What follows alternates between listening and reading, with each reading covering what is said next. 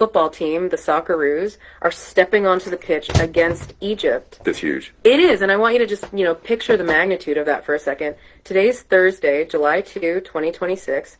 This is the kind of, this three-dimensional, multifaceted national moment that usually just pauses an entire country. Right, because it's the absolute peak of global sports.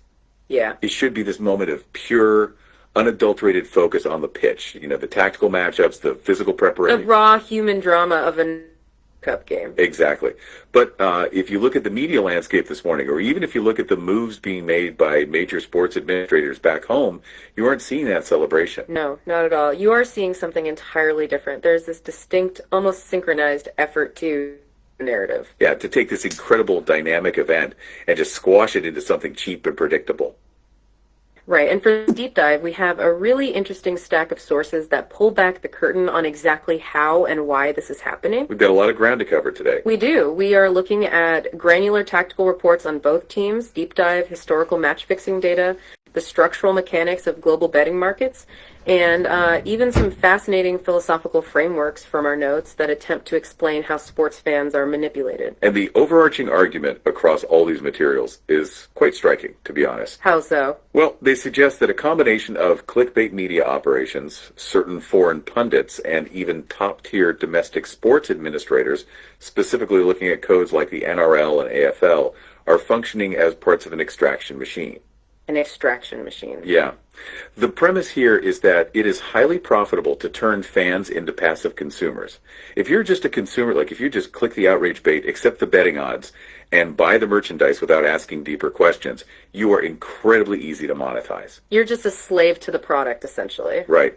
But the sources make it that by understanding the true mechanics of the sport, the geometry of these betting markets, and the actual tactical reality on the field, you break that cycle. Because you aren't just passively consuming anymore, you are seeing the machinery for what it is. Exactly. So let's get right into the gears of that machinery, because literally hours before the biggest game of this World Cup cycle for Australia, the media feed is being dominated by a ghost story. You're referring to the piece published today by 7 News and AAP. I am. It's sitting right there on the front pages, boasting this of quote-unquote exclusive about the dark history of the last time Australia played Egypt. Right, they were talking about a friendly match that took place in Cairo on November 17, 2010. Which was a 3-0 loss for Australia, and the heavy implication, this dark cloud they are aggressively hanging over tomorrow's game, is that this 2010 match was rigged. But when you trace the claims in this new article back to their origin, you find a very specific, and I'd say highly problematic, source text. Yeah, the entire narrative relies on a memoir titled Keelong Kings, which was published in May 2014. Wait, 2014? We are talking about a 12-year-old book. Yep, and the author isn't some investigative journalist either. It's a guy named Wilson Raj Perumal, who is a convicted Singaporean match fixer. Okay, so a convicted criminal. Right. And in the book, he claims he personally organized the rigging of that 2010 Cairo match. So the media in 2026 takes a 12-year-old claim from a convicted criminal and slaps an exclusive banner on it just hours before the current squad plays the biggest game of their lives. That's wild. It gets worse.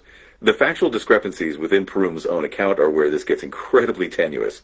The authors of our historical data source, massive contradiction. What kind of contradiction? Well, Perumal's betting syndicate had a very established modus operandi. When they wanted to fix an international friendly, they famously utilized corrupt Bulgarian referees. Oh, I see. Yeah, they would literally fly them into the host country to ensure the fix was executed on the pitch. Because if you control the referee, you control the game. It's like the most direct lever you can pull. Precisely. But if you look at the official FIFA match records for that November 2010 game, the referee was not Bulgarian. Interesting. Who was it? The match was officiated by Khalil Al-Gandhi, a highly scrutinized referee from Saudi Arabia. Okay, and he wasn't just pulled out of a hat, right? Like, how does a Saudi referee end up officiating a game in Egypt between an African team and an Asian team? He was specifically appointed by FIFA's referees committee, because this was a high...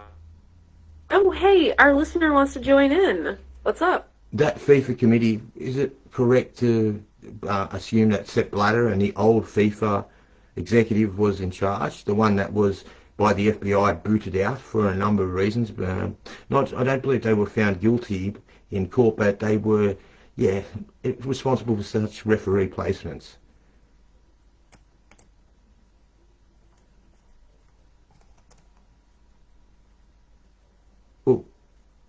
We're going to pause that. Did you get that about Sepp Blatter? Yeah, uh-huh. Sorry, the microphone wasn't turned on. Now you should be able to hear me. Correct? Still not working. Whoops. Oh, I think I know exactly where you're going with that. You're thinking of Sepp Blatter, aren't you? The former head of FIFA during that era. It's a brilliant connection to make because he oversaw the entire referees committee back then. Right, so any official appointment for a game like this happened under his leadership. Exactly, and that brings us right back to why FIFA got involved in this specific Cairo match. Because this was a high-profile interconfederation friendly, they stepped in to ensure neutrality. They wanted a third-party official to keep things clean between an African and Asian team. So they chose El Gandhi, which totally breaks the pattern Perumal describes in his book. It really highlights how these extraction narratives often fall apart when you look at the details. It's like we said, the machine tries to flatten a very yeah. When Morocco was playing in Qatar, weren't they considered almost a home team because of their beliefs?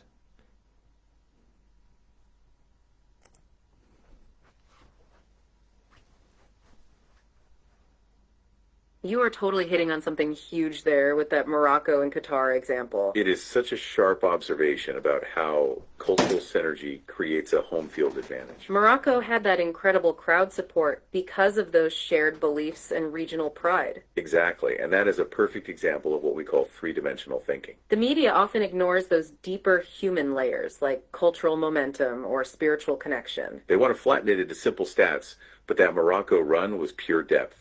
It actually connects perfectly to how the media is treating the Socceroos right now. Right, because instead of seeing the 3D reality of Australia's growth, they use 2D narratives. Like that 7 News article using a 12-year-old ghost story to distract us. It's the Tabulo machine in action, passing through the team's dignity to extract cheap clicks. They ignore that Australia has evolved way past those old days of 1960 FIFA bans. Or even the 2010 match where the refereeing was questioned under the Sepp Blatter era.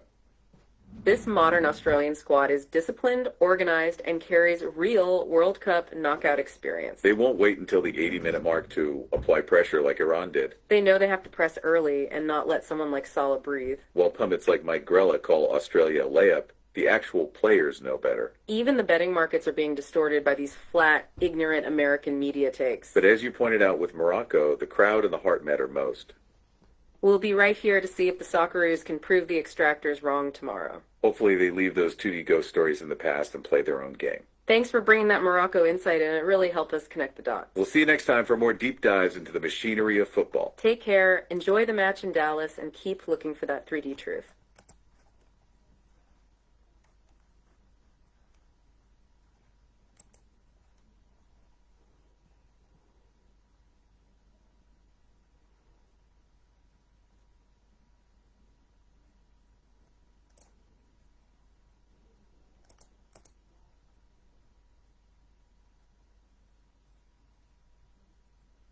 I mean, the Socceroos are literally just days away from this massive World Cup round of 32 clash. Against Egypt. Against Egypt, yeah. Set for this Friday, under the lights at Dallas Stadium. And if you are a fan, or honestly, even if you are just someone who, tunes in every 4 years when the national colors are on the line. Right. This is exactly what you wait for. I mean, the tactical boards are drawn, the squad is completely dialed in, and the whole country is just ready to celebrate a team that has fought tooth and nail to get to the knockout stages. The biggest sporting event on the planet. Exactly. But instead of talking about how they got here or like how they plan to shut down one of the most dangerous attacks in world football, we are dealing with something completely different today. Yeah, we are dealing with a ghost story, basically. One that has been sort of artificially resurrected right at the exact moment it can cause the most distraction. I am so glad you said that because it is infuriating. Dropping across the wire right now is this syndicated article from 7 News and AAP. Anna Harrington's piece. Yeah, Anna Harrington. And the headline just screams about this dark history between the Socceroos and Egypt. It is incredibly calculated. They have literally dragged a 16-year-old match-fixing claim completely out of the archives, dusted it off, and just slapped it on the front page. Which is wild when you think about It is, and they are doing this to cast a shadow over a 2026 squad of young men who, they were not even in the room when this supposed scandal happened back in 2010. Well, it is a deliberate choice by the media ecosystem. Yeah. They are actively choosing to impose the psychological weight of a match played 16 years ago onto this current generation. Right. And it completely shifts the narrative away from their actual achievements on the pitch and just forces them to answer for a past they had absolutely no part in. Which brings us to our mission for this deep dive today, because we're going to do exactly what the media completely failed to do. We are stripping away the clickbait. Completely ignoring the clickbait, but we are not going to ignore the facts. Like, we are going to expose the actual mechanics of how and why sports corruption works, so you can see exactly why this old story is being weaponized right now. It is so important to understand the why behind it. Yeah, and then most importantly, we are going to give the Socceroos their true, genuine story. The real 2026 narrative. Exactly. We are going to break down who this 2026 team really is, what they are tactically capable of, and why Egypt should absolutely fear them come Friday. It is the only right approach. I mean, to understand why this headline dropped today, we need to unpack the reality of the upcoming match, but we also have to unpack the systemic mechanics of modern sports journalism. Right. And the shadow economy of match fixing. There is a very specific economic logic to why this kind of journalism exists. Right. And once you see how those gears turn, well, the headlines just lose their power entirely. I have to admit, seeing this article drop syndicated everywhere from 7 News to the Canberra Times, it just struck me as incredibly lazy. Oh, it is the definition of lazy. It is July 2nd, 2026. The World Cup is reaching fever pitch, and you are publishing a piece about a 2010 friendly. Yeah. My first instinct is just to be furious at the journalist, but then I take a step back and I wonder, is it just the system? Is she just feeding a syndication machine that requires constant outrage to function? It is absolutely the system. You really have to look at the economics of wire services like AEP to get it. Okay, break that down for me. Well, the goal of a syndication network is scale. They need content that can be published across 50 different local and national platforms simultaneously. Right, so it has to appeal to everyone. Exactly. Tactical analysis of a football match is difficult to syndicate because it requires a very specific engaged audience. You actually have to care about the sport to read that. Right. But a scandal, a quote-unquote dark history, that taps into a universal baseline emotion, which is suspicion. It flattens the narrative. I was actually thinking about this earlier. The media machine prefers flat, two-dimensional stories. That is a great way to put it. A scandal is just easy. It is easy to trace, easy to recycle, easy to consume. You do not need to know a single thing about football to click on a headline about corruption. Yeah, not at all. But the actual sport, the preparation, the tactics, the immense pressure of a World Cup that is incredibly complex, it has 3D depth, It requires empathy. Yes, empathy and attention. And the wire service just does not have time for depth, so it just traces the same flat 2D outline from an old scandal and pastes it over the current team. And that flattening process is driven by very specific metrics. I mean, in digital media, ad revenue is tied directly to engagement. And engagement is just outrage, right? Overwhelmingly driven by outrage or fear. Yeah. If you publish an article saying, hey, the Socceroos are well prepared and focused, it does not generate a high click-through rate. Right. It is too boring for the algorithm. Exactly. But if you publish a piece implying that a shadow of corruption hangs over the fixture, you captured not just the football fans, but all the casual readers just mindlessly scrolling through their feeds. Wow. This syndication model literally relies on removing the nuance to maximize the audience. Let us actually talk about that missing nuance, because for me, that is the most frustrating part of this whole thing. The context gap. Yeah, the article heavily implies this is a current looming problem, but it deliberately removes all the protective barriers of context. It leaves out the most crucial facts. It does not clearly explain that the accuser is literally a convicted criminal, or that there is zero active investigation happening right now. No, they just drop it out of nowhere. They just dump the trauma of the past, even quoting Mark Schwarzer about how painful that 2010 era was straight onto the laps of the 2026 squad. Right, and by removing that context, the media creates what we can call the extraction formula. Oh, okay, what is that? All of the Debulo framework. Debulo is from ancient Greek, meaning to pass through or penetrate. It is the ultimate extraction machine. I like this. Walk me through the variables. It is essentially debt times compounding times deregulation. Okay, let us start with debt. So D is debt. They are imposing a moral debt on the current squad for a 16-year-old match, making them carry the weight of Schwarzer's trauma. Right. They owe the public an explanation for something they did not do. Exactly. Then C is compounding. That is the viral speed of syndication, Dropping it just days before a massive World Cup match means the outrage compounds exponentially. Because everyone is already searching for Socceroos news. Precisely. And finally, R is deregulation. This is the removal of journalistic context. Failing to clarify the accuser is a criminal, removing the fact that there is no new investigation. So they deregulate the truth to let the viral debt compound faster. You nailed it. And by capitalizing on human trauma without offering any sort of restoration, the media places itself firmly in what I call the Book of Death. The Book of Death? That sounds intense. It just means purely extractive journalism. Yeah. A Book of Life approach would have been totally different. What would that look like? Well, a Book of Life piece would have explicitly cleared the 2026 squad of this irrelevance. The headline would have been, Socceroos head to Dallas, completely free from the ghosts of 2010. But as we know, clearing a team's name does not pay the syndication bills. It does not generate the friction required for virality. Right. A story that resolves attention just does not get shared as widely as a story that introduces a new alarming tension. All right, well, if they want to go ghost hunting, let us hunt the ghosts right here on the deep dive. Let us do it. Let us isolate the actual facts from this clickbait and look at the real foundation of this so-called dark history. Because the entire narrative stems from one guy. Just one single source. So who is the accuser here? The source of this entire claim is a man named Wilson Raj Perumal. Okay. He is a Singaporean national, and he is frankly one of the most notorious convicted match fixers in the history of the sport. Okay, and when did he actually drop this bombshell about the Socceroos? Because reading the coverage this week, you would think he just held a press conference like yesterday morning. I know. He made these claims in a memoir titled Keelong Kings, which was published back in May of 2014. Wait, 2014? 2014. That is the sole origin of this story. There is absolutely no new whistleblower. Interpol has not raided any offices this week. Wow. It is entirely based on a 12-year-old book written by a man whose entire professional career was built on deception. That is just wild. Let us break down the specific matches he is actually talking about in this book, because the historical context is really important here. Timeline is everything. Yeah, and I have seen a lot of people online getting their timelines totally crossed. Mm-hmm. So this happened in November 2010. Holger Osiek was the coach of the Socceroos at the time, right? That is right. Yeah. Holger Osiek took over in August 2010, so this was right after the World Cup in South Africa. Right. And he was eventually sacked in late 2013. His tenure was a very distinct transitional period for Australian football. For sure.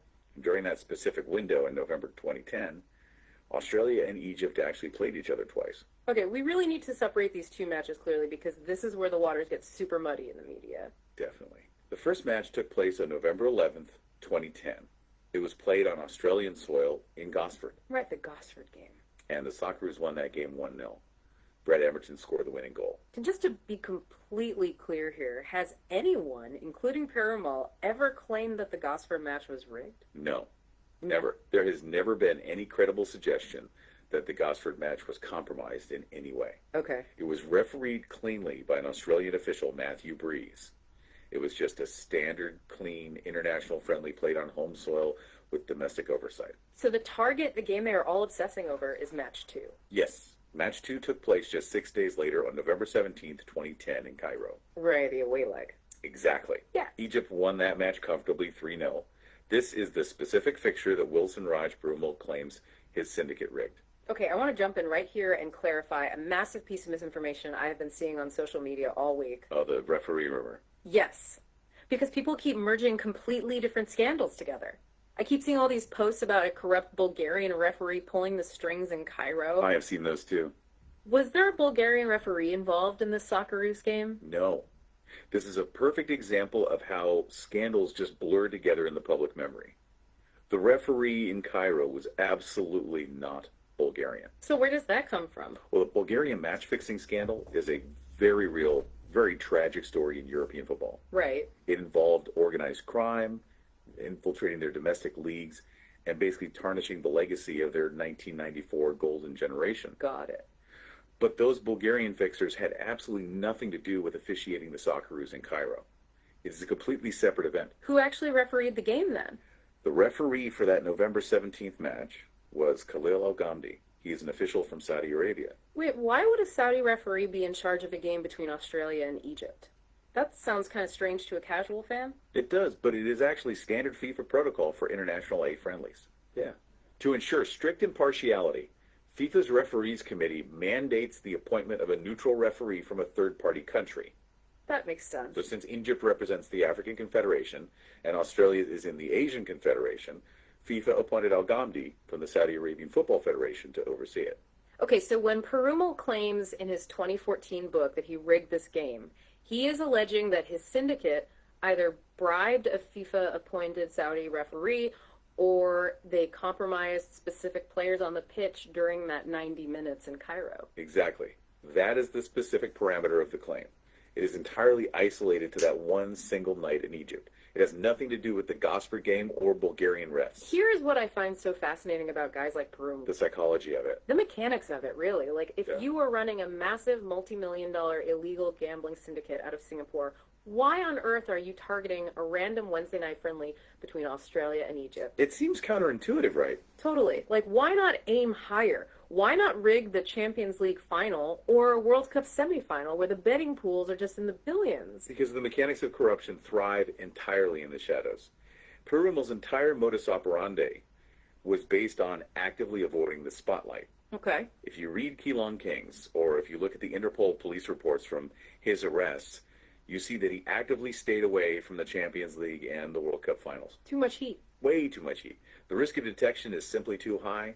There are hundreds of cameras, sophisticated integrity units, massive global scrutiny. So what was his formula then? How did he actually operate? He built his criminal empire on two core pillars: low attention and high liquidity. Low attention and high liquidity. He exclusively targeted international friendlies, Yeah. lower tier European domestic leagues. Oh. He was famously active in Finland and Belgium, for example, and minor qualifying rounds in Asia and Africa. Explain how that works economically. Why does a master match fixer prefer the Finnish First Division over the English Premier League? It comes down to basic math. Yeah. The cost of the bribe versus the potential payout. Right. In a low attention environment, the barrier to entry is incredibly cheap. A struggling referee in a minor league, or a semi-professional player who maybe has not been paid by his club in 3 months, well, they can be compromised for maybe $5,000 or $10,000. Wow, that is nothing. It is a tiny investment for a massive syndicate. But wait, if it is a minor game, how do they make any real money? Like, do not bookmakers notice if someone suddenly drops $1 million on a random Finnish league game? They would in a regulated market, but not if you use the Asian handicap markets. Ah, okay. This is where the high liquidity comes in. The illegal and unregulated betting syndicates in Asia process just staggering volumes of money every single day. Like, how much are we talking? Billions. We are talking about billions of dollars flowing through platforms that operate completely outside the view of European regulators. That is insane. Because the overall volume is so massive, a syndicate can hide a $500,000 wager on a totally meaningless friendly without immediately triggering the alarms that would absolutely go off at a regulated sportsbook in London or Las Vegas. So they bribe cheap, and they bet big in markets where the money just gets lost in the sheer volume of daily transactions. Precisely. And they rely entirely on the lack of institutional oversight. Right, because no one is watching. Exactly. FIFA and UEFA simply do not have the manpower or the budget to deploy elite integrity investigators to every single friendly match played around the world. So a Wednesday night game in Cairo simply does not have the same security apparatus as a Saturday night game at Wembley. Not even close. It makes complete sense when you lay it out like that, and honestly, I think it is a wake-up call for us. How so? Well, we tend to think of Australia as this isolated safe haven down at the bottom of the world. We think our domestic leagues are too proud or maybe just too obscure to be targeted by international syndicates. Oh, that is a dangerous assumption. But we are not immune at all, are we? Not even slightly. In fact, Australia is a textbook example of the kind of middle-tier market that syndicates absolutely love to exploit. Wow. Perumal might not have explicitly named the Australian domestic leagues in his book, but we have seen the exact same mechanics operating right in our own backyard. You were talking about the A-League spare. I am. Just a few years after that Cairo match in 2013, the A-League was rocked by a major integrity investigation. Right, I remember this. A match between the Melbourne Victory and the Western Sydney Wanderers came under intense scrutiny from both FIFA and local Australian authorities for suspected match fixing. I remember the headlines vaguely. It centered around a local referee, did it not? It did. Chris Griffiths-Jones, an A-League referee, was heavily investigated. and authorities suspected that a Malaysian betting syndicate was trying to orchestrate the outcome of that match. Was anyone convicted? No. It is important to note that ultimately the charges were dropped due to a lack of concrete evidence to secure a criminal conviction. Right. Hard to prove beyond a reasonable doubt. Exactly. But the investigation itself laid bare the sheer vulnerability of the A-League.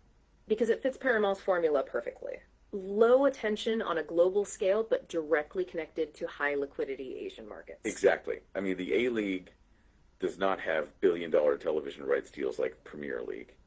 It does not command 50,000 fans at every stadium. No, tax definitely. deduction. The integrity units, while they certainly do their best, they are chronically underfunded. The referees are often semi-professional, and player wages are not so astronomically high that a $5,000 bribe is laughable to them. So an overseas fixer is banking on the fact that nobody in Europe is forensically analyzing the tactical nuances of a Friday night game in Gosford or Wellington. Exactly. But the global betting markets are wide open and accepting millions in wagers on those exact same games. Wow. The physical distance from the major European hubs actually makes it an ideal testing ground for corruption. Okay, my mind is literally racing right now because I am connecting this to something entirely outside of football, but it feels like the exact same playbook. Oh, really? What is the connection? We are talking about low attention, high liquidity vulnerabilities, right? We are talking about moving domestic games away from their traditional oversight and opening them up to massive distant betting pools. Yes. Are we not describing exactly what the NRL, the National Rugby League, is doing right now with their expansion into Las Vegas? Wow. That is a fascinating parallel. Walk me through your thinking on that. Think about it. We are taking our domestic rugby league product, flying it halfway across the world to the Nevada desert, and deliberately opening it up to the largest legal gambling cartel in the United States. The Las Vegas sportsbooks. Yes. And they are not just doing it for the big Vegas kickoff games. They are actively pushing to get regular, mundane Thursday night NRL games listed on major U.S. sportsbooks. Right, to increase overall engagement. But are they not just handing the keys of the sport's integrity directly to the global syndicates? When you look at the mechanics of it, you actually have a very strong point. The NRL's expansion into the U.S. market fundamentally alters the risk profile of the entire sport. It acts as a deliberate removal of protective barriers. It is the deregulation phase of our extraction formula. So how would a syndicate actually exploit a Thursday night NRL game that is suddenly available on an app in Nevada? Like, how does the math work? Let us map out a hypothetical scenario to see how the arbitrage works. Historically, the NRL's integrity unit keeps a very tight lid on domestic betting. Right, they watch the local markets. If a bunch of money suddenly floods in on a specific player to concede a penalty in Sydney, the local bookmakers flag it immediately. Because it stands out. But gambling analysts are noting that since the Vegas pushed the betting volume on routine, NRL games has skyrocketed because massive U.S. entities like DraftKings and FanDuel are offering extensive markets on them. And let us be completely honest here, the average guy sitting in a sports bar in Ohio placing a bet on DraftKings has absolutely no idea who the starting prop for the Penrith Panthers is. They do not. They just look at the line, see a point spread they like, and wager. Right, it is just action to them. This creates a massive pool of uninformed liquidity. Well, Now imagine a scenario where an Asian syndicate wants to manipulate a game. okay. They could use proxies to drop, say, $5,000 on a specific outcome through a U.S. sports book in Nevada, blending right in with the casual American bettors. So the U.S. book just sees it as another random bet. Exactly. Right. And at the exact same moment, they slip $50,000 onto the opposite side of the bet through an offshore, unregulated account in Manila. They create an arbitrage opportunity. Yes.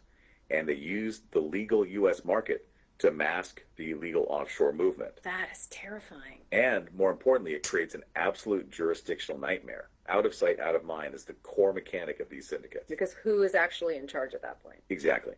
If a referee makes a highly suspicious call during a state of origin decider in Sydney, the investigation is purely a domestic matter for the NRL and New South Wales police. Simple jurisdiction. But if the suspicious betting patterns tied to that call originated from a server in Macau bouncing through a sportsbook in Nevada, who actually investigates it? You would suddenly have the FBI, Austrac, the Nevada Gaming Commission, and the local Sydney police all just tripping over each other trying to establish jurisdiction. It would be a bureaucratic mess. And by the time they figure out who's actually allowed to subpoena the records, the money is completely gone. The physical and jurisdictional gap is the vulnerability. The barrier between the local game and the vast pool of global gambling money has been significantly lowered. And the craziest part of all of this is that the NRL actively took money to make this happen. Yes, they did. They accepted multi-million-dollar subsidies from the Las Vegas Convention and Visitors Authority to bring those games over. They took money from the House. Yep. And historically, when sports administrators take money from the House, they inevitably end up playing by the House's rules. Because those tourism grants are not charity. They come with a strict mandate. Get butts in seats, drive television ratings, and get the betting handles up. The pressure is massive. The NRL is literally being paid to prioritize entertainment and gambling revenue over the enclosed purity of their own competition. It just feels wildly exposed to the exact same forces Wilson Raj Perumal exploited in Cairo. It really highlights a recurring theme in sports history. Administrators prioritizing immediate financial expansion over long-term structural integrity. It happens over and over. It is not a new phenomenon at all. If we look back at the history of Australian football specifically, we see the exact same administrative greed causing catastrophic damage. Oh, you are talking about the 1960 ban, right? I am. Let us dive into that history because it proves the cycle just keeps repeating itself. What actually happened to Australian soccer in 1960? Well, in 1960, the Australian Soccer Football Association, which is the precursor to Football Australia, was hit with a devastating blanket ban by FIFA. A ban from what? From everything. They were completely exiled from world football. A total global ban. Over what? Over Exactly? player poaching. Yes. At the time, the Australian administrators were aggressively recruiting talented players from European clubs, particularly from Austria and the Netherlands, to come play in Australia and boost the local product. Okay, that sounds like a normal transfer strategy, though. It would be, except the problem was they flat out refused to pay the required transfer fees to those European clubs. They just stole the players? Essentially, yes. They wanted the talent to generate local revenue, but they refused to play by the financial and ethical rules of the global game. That is incredibly arrogant. They thought they could operate in isolation down in Australia and get away with it. But FIFA stepped in, suspended them globally, and the ban lasted until 1963. Wow. And what was the actual consequence of that ban for the sport here? It was brutal. It effectively set the development of Australian football back by an entire decade. A whole decade lost. It isolated the national team, it completely stunted grassroots development, and it totally alienated the international community. Oh, all for a quick buck. It is a stark example of administrators prioritizing a quick financial advantage over the long-term health and reputation of the game. And the players were the ones who ultimately suffered the most. Which actually brings up another huge historical point about how players were treated globally back then. It was appalling. Oh, it was a completely different world. It was not just an Australian problem, it was this global system of basically property management. You are referring to the pre-Bozeman era. Yes. Which is vital context for understanding how deeply commodified football has always been. From the late 1890s, right up until the landmark Bozeman ruling in 1995, European football operated under something called the retain and transfer system. Okay, explain how that worked for the listener, because modern fans are totally used to seeing a player's contract expire, and they just leave for free to whoever pays them the most. It was nothing like that, right? It was the exact opposite of that. Under the retain and transfer system, a club effectively owned a player's registration indefinitely. Indefinitely, even if their contract was up. Yes. Even if a player's formal employment contract expired, the club held on to their registration. They could demand a massive transfer fee if another club wanted to sign them, even though they were not even paying the player a salary anymore. So the player had absolutely zero freedom of movement. None. Players were essentially indentured assets. They could be traded, loaned, or sold completely without their consent. That is just wild to think about now. If a player refused to transfer or demanded better wages, the club could just sit on their registration. The player would be suspended or permanently banned from playing anywhere else, effectively ending their career on the spot. It was a cartel. It was a total cartel system designed entirely to keep player wages artificially low and strip them of any agency. It quite literally treated human beings as property. It was so oppressive that in 1961, the Professional Footballers Association in England had to threaten a massive strike just to abolish the maximum wage cap. What was the cap back then? It was capped at £20 a week. Regardless of how much revenue the star players generated for the clubs, they could not earn more than £20. That is unbelievable. It took decades of brutal legal battles, culminating in Jean-Marc Bosman finally taking UEFA to the European Court of Justice in the 90s to secure basic employment rights for footballers. You know, when you lay it out like that and you connect that historical treatment of players directly back to Anna Harrington's article today, I see the exact same dynamic at play, just in a different arena. How do you mean? What is the connection you are seeing there? Well, just like the pre-Bozeman administrators treated a player's physical labor as property to be traded and controlled, the modern media machine treats the Socceroos' psychological peace as property to be harvested for ad revenue. Oh, that is a very sharp observation. They do not care about the toll it takes on the player's mental state. They do not care that these guys are trying to focus on a massive World Cup knockout match. It is just content to them. Exactly. The players focus their reputation, their history. It is all just raw material to be churned into a quick headline. The media is acting exactly like those 1960 administrators, prioritizing their own quick profit over the health and reality of the team. The underlying mechanism remains exactly the same. Extracting value from the athletes while completely disregarding their humanity and the very real context of their current situation. Well, I am completely done letting that machine dictate the narrative. Time to pick it. Yes, we are shifting gears right now.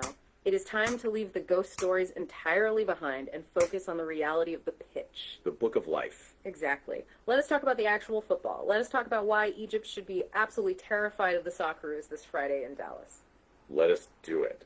To understand the reality of this matchup, we really need to look at the tactical data and the current market expectations. Okay, what is the betting public expecting from this round of 32 clash? Where is the smart money going right now? Currently, the market has Egypt positioned as the narrow favorites. They are priced at around 6-4 to win the tie. So Australia is the underdog. Australia is entering Dallas as the clear underdog, yes. Furthermore, the consensus among odds makers is that this will be a tight, incredibly low-scoring affair. The under 2.5 goals market is seeing the heaviest action across the board. But what if Australia just blows the doors off them? I know it sounds overly optimistic to some, but what if we come out and win 4-1? What are the odds on a dominant Socceroos victory like that? If you look at the correct score markets, a 4-1 win for Australia is priced as highly improbable. You are looking at astronomical odds ranging anywhere from $41 to $81. Why is the market so bearish on our attack? Is it just historical bias against Australian football? It is largely driven by recent attacking data. The models project a low-scoring game because the Socceroos have visibly struggled in the final third during recent fixtures. Yeah, we have had a hard time finishing. They have only scored 2 goals in their last 4 competitive matches leading up to this point. And crucially, they completely blanked in 2 of their 3 group stage games. Yeah. So when the data models see a team that struggles to finish chances going up against a solid Egyptian defense, they just do not predict a 4-goal blowout. Okay, the data models say one thing, but tournament football, especially knockout tournament football, is a completely different beast. It absolutely is. Past performance is not always indicative of a knockout 90 minutes. We need a tactical blueprint. And I honestly think the blueprint for how we beat Egypt is sitting right there on tape in how Iran played against them recently. The recent 1-1 draw between Iran and Egypt is an incredibly vital case study for this Friday. I watched that game and it was wild. If you analyze that match, you see exactly what a team needs to do to dismantle Egypt, and more importantly, exactly what they must not do. Right, because if you just look at the 1-1 scoreline, you think it was a pretty even game. But Iran completely dominated the chances. Statistically and tactically, Iran should have won that match by 3 or 4 goals. They created numerous high-quality, high-probability opportunities. They missed a penalty too, right? They missed a penalty early in the first half. They hit the woodwork twice. They had a goal disallowed by the absolute finest of VAR offside margins. They repeatedly breached the Egyptian defensive line. So they cracked the code, but they still only drew 1-1. Why? What was the fatal tactical error that stopped them from putting the game away? Their fatal error was in their overall game management. To put it simply, they hid. They hid, like they just retreated. Yes. For large stretches of the game, particularly after taking the lead, Iran retreated into a deep, passive low block. Ah, the classic mistake. They waited far too long to apply sustained pressure to the Egyptian midfield. They played a highly conservative, timid game, hoping to just absorb pressure and then maybe launch a counterattack in the final 15 minutes. But when you play a low block against a team with elite forwards, you are just inviting disaster. Exactly. It is not a strategy for winning knockout football. It is a gamble. When you sit back and invite pressure, you leave yourself entirely exposed to a singular moment of individual brilliance from the opposition. You leave yourself exposed to Mo Salah. Precisely. Egypt survived that match against Iran, not because they were the superior tactical unit on the day, but simply because Iran gave their playmakers the time and the space to breathe. Look up and pick a pass. You cannot do that. You cannot give world-class players that kind of real estate. Well, let me make this abundantly clear for anyone listening right now, especially anyone who has been reading these flat, uninspired media narratives all week. Set the record straight. This 2026 Australian squad is fundamentally different from the naive teams of the past, and they are definitely not going to make Iran's mistake. Not a chance. We are talking about a team with deep, hardened World Cup experience. These are players who have survived the grueling nature of Asian qualifying and the absolute pressure cooker of the group stages. They have been tested. They play a highly disciplined, pragmatic system under a mature coach who deeply understands tournament psychology. They do not panic, and they absolutely do not hide. And that maturity translates into a very specific, highly aggressive tactical mandate for Friday. The coaching staff will have watched that Iran tape 100 times this week. So what is the mandate? The mandate for Australia is clear. Do not let Egypt settle. They cannot sit back and wait until the 80th minute to apply the squeeze. So what does the 3B game plan look like then? How do we actually beat them on Friday? Australia must start incredibly fast. The physical conditioning of this squad is elite, and they need to use it. Push the pace. They have to initiate a high press early, pushing up the pitch from the very first whistle. The goal is to test Egypt's composure immediately. Make them nervous on the ball. Exactly. Do not give their center backs the luxury of passing out from the back comfortably. Force them into long, inaccurate clearances. And what about the elephant in the room, Mo Salah? How do you neutralize a player like that without leaving massive gaps everywhere else on the pitch? You cannot man-mark him out of the game with just one player. He's simply too good. Right, he will just turn them. The Socceroos must double up on him, systematically passing him off seamlessly between the fullback and the defensive midfielder, depending on where he drifts. But crucially, you stop Salah by cutting off his supply line. You choke the midfield. Exactly. You aggressively press the Egyptian central midfielders, players like El Neni, and force them to play backward. Starve him of the ball. Make Salah drop deep into his own half just to get a touch of the ball. Frustrate him. Force him to play with his back to the Australian goal 80 yards away from where he actually wants to be. I love that. The Socceroos know how to win ugly. They excel at physical discipline and tactical disruption. If they start fast press high, suffocate the midfield supply lines, and turn the game into a physical grind, they completely neutralize the Egyptian advantage. Start fast, press early, win ugly, and do not let them breathe for a second. It is the absolute antithesis of the passive victim narrative the media wants to paint us with. Completely different story. This is not a team haunted by a ghost from 2010. This is a highly athletic, tactically ruthless unit ready to impose their will. It is a dynamic, multi-dimensional game plan. It relies on movement, spatial awareness, and exploiting specific tactical weaknesses. It is the 3D reality of the sport. It feels so incredibly satisfying to actually talk about the football rather than the fake scandals. But I have to admit there is still a knot of frustration in my stomach. About the coverage. Yeah. When I listen to the ignorant media pundits, both here at home and even the American commentators who will be calling this game in Dallas, they constantly mock the Socceroos methods. They miss the point of tournament football. They obsess over possession statistics. They complain when we do not play pretty expansive football. And they completely fail to grasp the grit required to survive a tournament. Right. And then they use cheap recycled articles like Anna Harrington's to justify their lazy takes. I just want a way to get back at them. You know, I want some kind of revenge for the fans who have to put up with this constant stream of negativity. Well, if you are looking for revenge against a media ecosystem that literally profits off negativity, I will leave you with a final thought on how to actually administer it. Because engaging with it directly is exactly what they want. What do you mean, if we yell at them, they win? Absolutely. The greatest punishment for this kind of extraction journalism is not an angry rebuttal. It is not. It is not quote tweeting the journalist and shouting into the void on social media. All that does is generate more friction, which drives more algorithmic engagement, which generates more ad revenue for them. So you are just feeding the beast, if you argue. You are just feeding the beast. So what is the actual punishment then? How do you defeat a system like that? With patience. Nations. The ultimate defiance against a media machine that tried to flatten this proud, hardworking national team into a two-dimensional 12-year-old scandal is simply watching the 2026 Socceroos execute their game plan. Let the football speak. The greatest torture for a pundit who built their narrative around your failure is to want you systematically succeed despite them. Wow. That is actually really powerful. When the whistle blows in Dallas, the noise stops. When Australia's midfield shuts down the supply lines, when they press high and force errors, when they neutralize Salah and grind out a victory on the world stage, well, the clickbait instantly evaporates. It just disappears. It becomes totally irrelevant. The truth will always outlast the clickbait because the truth of 90 minutes on a football pitch is undeniable. Patience as defiance. That is a brilliant way to look at it.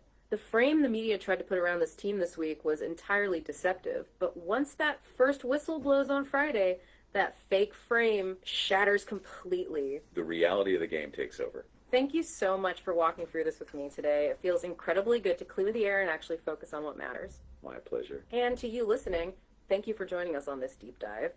Do not let the wire services sell you a ghost story this week. Focus on the pitch. When you sit down to watch the boys in Dallas this Friday, watch it with this new 3D perspective. See the high press, watch the tactical discipline, feel the momentum, and know exactly what this team is capable of. They are ready. They are ready. We will catch you on the next deep dive.